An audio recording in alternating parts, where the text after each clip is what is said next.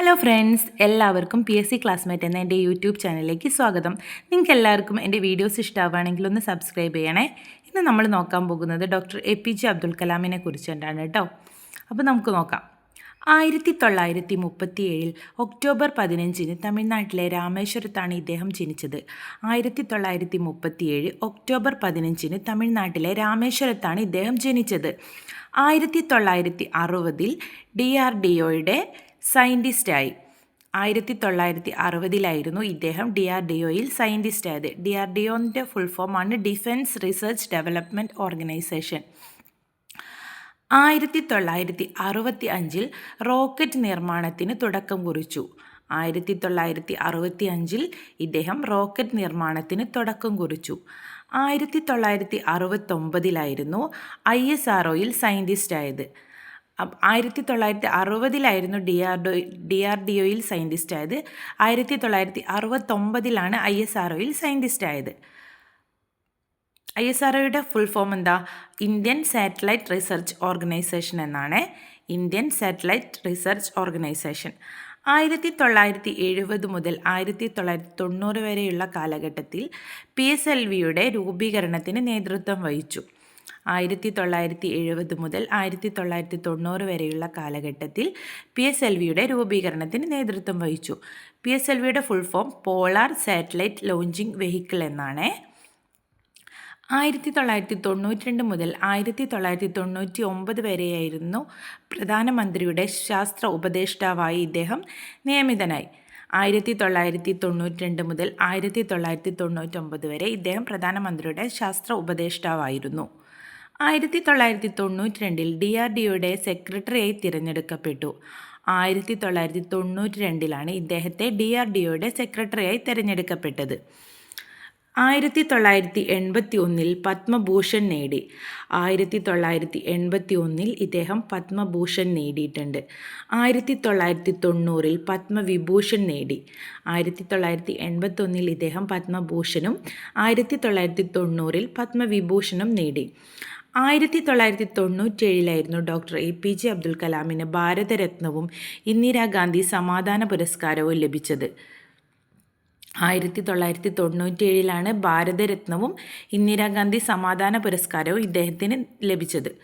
2002 മുതൽ 2007 വരെയായിരുന്നു ഇദ്ദേഹം പ്രസിഡൻ്റായ കാലഘട്ടം.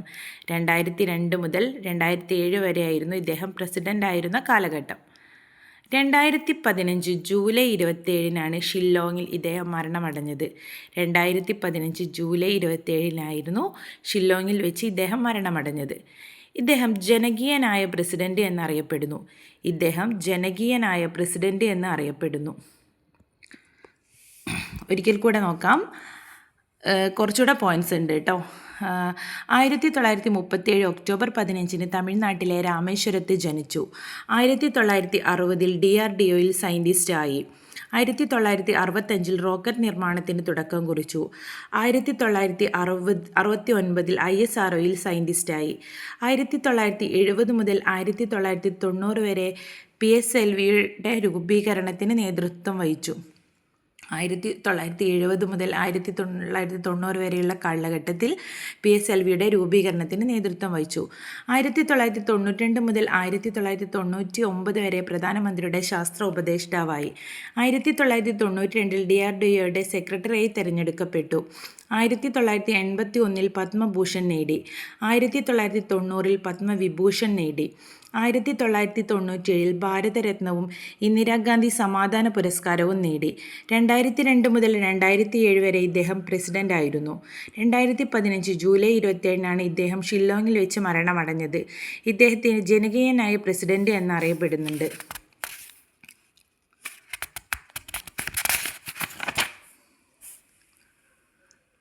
ജനകീയനായ പ്രധാനമന്ത്രി. കുറച്ച് കണക്റ്റഡ് ഫാക്ട്സ് ആണ്.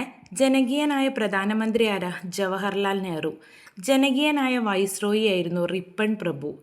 ജനകീയനായ മുഖ്യമന്ത്രി EK നായനാർ. ജനകീയനായ president doctor APJ Abdul Kalam.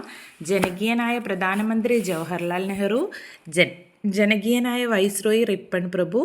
ജനകീയനായ മുഖ്യമന്ത്രി EK നായനാർ. ഇന്ത്യയിൽ നിന്ന് വിക്ഷേപിക്കപ്പെട്ട ആദ്യത്തെ റോക്കറ്റായിരുന്നു നിക് അപ്പാച്ചെ. ഇന്ത്യയിൽ നിന്ന് വിക്ഷേപിക്കപ്പെട്ട ആദ്യത്തെ റോക്കറ്റായിരുന്നു നിക് അപ്പാച്ചെ. 1963 നവംബർ 21 തുമ്പയിൽ വെച്ചാണ് ഇത് വിക്ഷേപിച്ചത്. നിക് അപ്പാച്ചെയുടെ 50-ാം വാർഷികം 2013 നിക് അപ്പാച്ചെയുടെ 50-ാം വാർഷികം 2013 നിക് അപ്പാച്ചെയുടെ 50-ാം വാർഷികത്തോടനുബന്ധിച്ച് വിക്ഷേപിക്കപ്പെട്ട റോക്കറ്റാണ് RH-200. നിക് അപ്പാച്ചെയുടെ 50-ാം വാർഷികത്തോടനുബന്ധിച്ച് വിക്ഷേപിക്കപ്പെട്ട റോക്കറ്റാണ് RH-200. ISROയുടെ അല്ലെങ്കിൽ ഇന്ത്യയുടെ ഏറ്റവും ഭാരമേറിയ റോക്കറ്റ് വിക്ഷേപണം ഏതാ? GSLV Mark 3 ആണ്. 2014 ഡിസംബർ 18 ഇത് വിക്ഷേപിച്ചത്. ഈ 2013 2014 ഒക്കെ അന്നത്തെ ഞാൻ പറഞ്ഞല്ലോ കുറേ വർഷം മുന്നേ ചെയ്തു വെച്ച നോട്ട്സാണിത്. അപ്പോൾ അത് ആ സമയത്തുള്ള കറണ്ട് അഫയേഴ്സ് ആയിരുന്നു കേട്ടോ. അത് നിങ്ങൾക്ക് നോക്കണമെന്നില്ല. ഇത് 2015 പത്മവിഭൂഷൺ നേടി, അതൊന്നും ഇതുമായിട്ട് കണക്ട് ചെയ്തുകൊണ്ട് കറണ്ട് അഫയേഴ്സാണ്. ഇനി കലാമിൻ്റെ കൃതികൾ: vision 2020, target 3 billion, you are born to blossom. കലാമിൻ്റെ കൃതികളാണ് vision 2020, target 3 billion, you are born to blossom. ഇദ്ദേഹത്തിൻ്റെ ആത്മകഥ, ഡോക്ടർ APJ അബ്ദുൽ കലാമിൻ്റെ ആത്മകഥയാണ് വിങ്സ് ഓഫ് ഫയർ.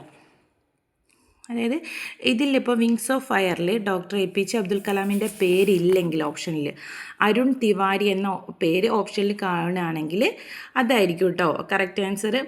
കലാമിൻ്റെ പൂർത്തിയാകാത്തതും അവസാനത്തേതുമായ കൃതിയാണ് അഡ്വാൻറ്റേജ് ഇന്ത്യ. കലാമിൻ്റെ പൂർത്തിയാകാത്തതും അവസാനത്തേതുമായ കൃതിയാണ് അഡ്വാൻറ്റേജ് ഇന്ത്യ. കലാമിൻ്റെ 5 മക്കളായിരുന്നു അഗ്നി, പൃഥ്വി, നാഗ്, ത്രിശൂൽ, ആകാശ്. കലാമിൻ്റെ 5 മക്കൾ എന്നറിയപ്പെടുന്നത് അഗ്നി, പൃഥ്വി, നാഗ്, ത്രിശൂൽ, ആകാശാണ്. കലാമിൻ്റെ സീമന്തപുത്രൻ എന്നറിയപ്പെടുന്നത് അഗ്നി മിസൈൽ മാൻ എന്ന പേരിൽ അറിയപ്പെടുന്ന വ്യക്തിയാണ് ഡോക്ടർ APJ അബ്ദുൽ കലാം. എന്നാൽ മിസൈൽ വനിത എന്ന പേരിൽ അറിയപ്പെടുന്നത് ടെസി തോമസ് ആണ്. കലാമിനെ ഏറ്റവും സ്വാധീനിച്ച വ്യക്തികൾ ആരൊക്കെയാണ്? ഖലീൽ ജിബ്രാൻ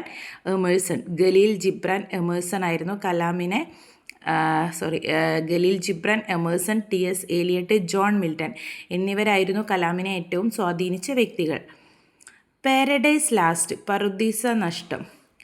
പാരഡൈസ് ലാസ്റ്റ് എന്ന കൃതി എഴുതിയ വ്യക്തിയാണ് ജോൺ മിൽട്ടൺ. പാരഡൈസ് ലോസ്റ്റ്, പറുദീസ നഷ്ടം എന്ന കൃതി എഴുതിയ വ്യക്തിയാണ് ജോൺ മിൽട്ടൺ.